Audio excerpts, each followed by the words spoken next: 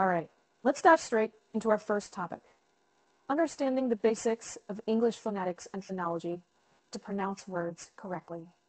English phonetics and phonology are the backbone of English pronunciation. So what are they? Well, English phonetics deals with the physical sounds of human speech. It's all about the articulation and perception of speech sounds, known as phonemes. They're the smallest units of sound that can distinguish one word from another. For example, the words bat and cat have different initial phonemes, b and k. Phonology, on the other hand, is about how sounds function in particular languages or languages in general. It's more about patterns and the structure of sounds in a particular language. In English, there are approximately 44 phonemes, including 24 consonants and 20 vowels. And if you're thinking, hold on, I only know 26 letters in the alphabet. Well, you're not wrong. But some letters can create different sounds based on their placement or the letters they're paired with, and some sounds are created by combining letters like sh or esh. Now, you're probably wondering, why is this important? Well, understanding these basics can help you pronounce words correctly. When you know the sounds each letter or combination of letters makes, you can put them together to pronounce words you've never even seen before. Consider the word photograph. If you break it down phonetically, it's simply fow, craw, fow, craw. If you know those sounds, you can pronounce the word correctly, even if it's your first time seeing it. So, mastering English phonetics and phonology is like learning the ABCs of English pronunciation. It's the first step to sounding more like a native English speaker. It might seem complex at first, but trust me, with practice, it becomes much easier. So, keep practicing, and let's move on to the next topic. Moving on to our next topic, mastering the pronunciation of difficult and commonly mispronounced English words. Now, this is a challenge many English learners face, isn't it? But don't worry, we've got some tips to tackle this. First off, let's address why some English words are so hard to pronounce. It's often because they contain sounds that don't exist in your native language, or perhaps the spelling doesn't quite match the pronunciation, which is a common trait in English. Take the word subtle, for example. The B in the middle is completely silent, so it's pronounced like eh. Not exactly intuitive, right? And then there are words like furrow, fought, and through. Despite their similar spellings, each one is pronounced differently. English, right? But here's the good news. You can master these tricky words. The key is to break them down into smaller parts or syllables, and then practice each part slowly before speeding up. Let's take the word entrepreneur. It looks intimidating, doesn't it? But break it down to slash, slash, ter.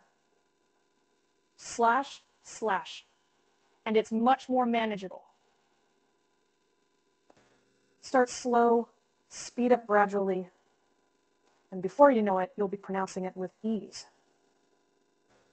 Don't shy away from these difficult words. Instead, make a list of the ones you find most challenging and practice them regularly. Pronounce them in front of a mirror, record yourself, play it back, and compare your pronunciation with native speakers. Remember, it's okay to make mistakes.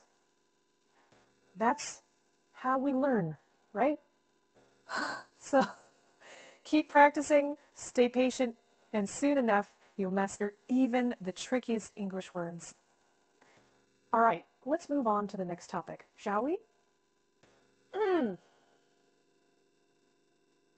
right, now let's move on to our third topic, learning the rhythm, stress, and intonation patterns of English to improve accent and fluency. You see, English isn't just about correct pronunciation of individual words. It's also about how those words flow together in sentences. That's where rhythm, stress, and intonation come into play.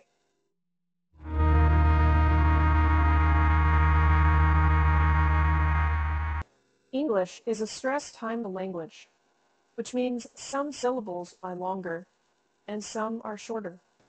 The rhythm of English comes from this pattern of stressed, long, and unstressed short syllables. For example, in the sentence, I love ice cream, love and cream are stressed, while I and ice are unstressed.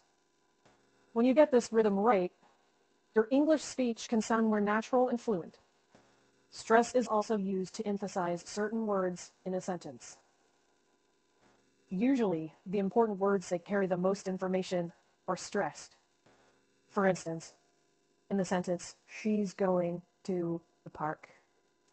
She's going and park would typically be stressed. Intonation, on the other hand, is the melody of speech. It's how your voice rises and falls as you speak. Intonation is crucial for expressing different emotions and attitudes and for asking questions. For instance, when asking a question in English, your voice often rises at the end of the sentence. So how can you improve your rhythm, stress, and intonation? Well, a great way is by mimicking native English speakers. Listen to English songs, watch movies, or listen to podcasts and try to copy the way they speak. Pay attention to which words they stress and how their voice rises and falls.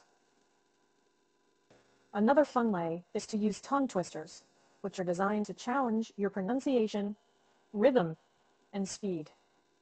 For example, try saying, she sells seashells by the seashore quickly. Let's see how you do.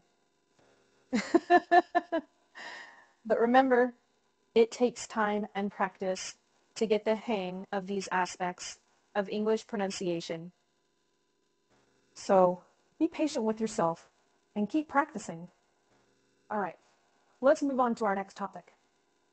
All right, let's dive into our fourth topic, practicing real-life conversations and dialogues to sound more natural and confident in speaking English. Practicing, and we've all been there, right? You've learned a bunch of English words, you've studied grammar, but when it comes to actually speaking, things don't flow as naturally as you'd like. But don't worry, it's completely normal. And there's a way to improve. Engaging in real-life conversations and dialogues is one of the best ways to practice your English speaking skills. It gives you a chance to use the language in a practical context and helps you sound more natural and confident. Imagine you're at a coffee shop, ordering your favorite drink. How would you do it in English? Practice it. Can I have a large cappuccino, please? Simple, right? But it's these little everyday conversations that help you get comfortable with the language. Using dialogues from movies or TV shows can also be very helpful. Pick a scene, learn the lines, and try to imitate the actor's pronunciation, intonation, and rhythm.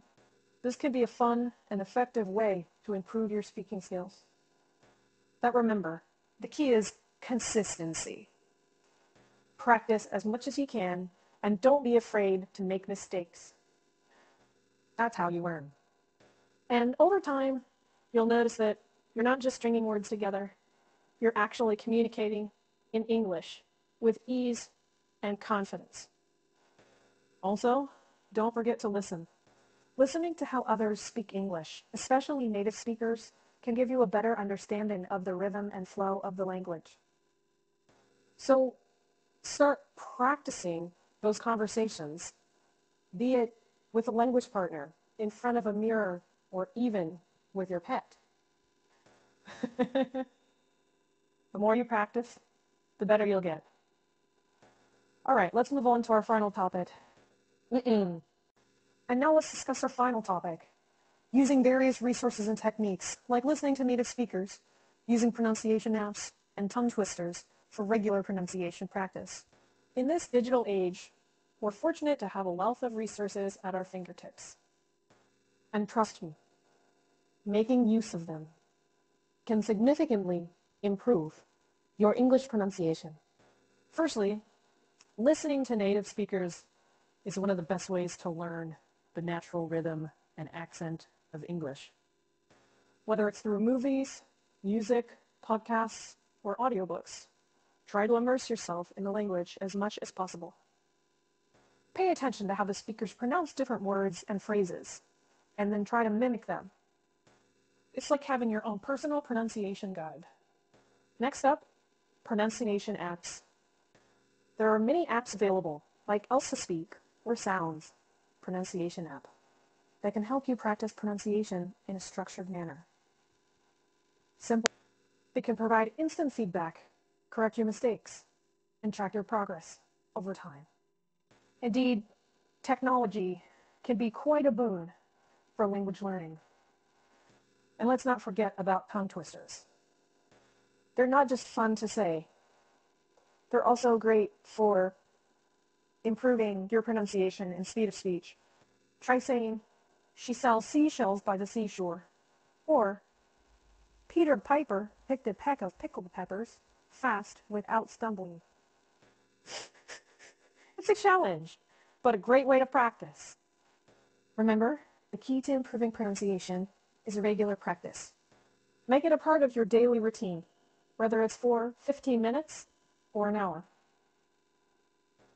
Consistency will help you make steady progress and eventually perfect your pronunciation. All right, that's about it for today.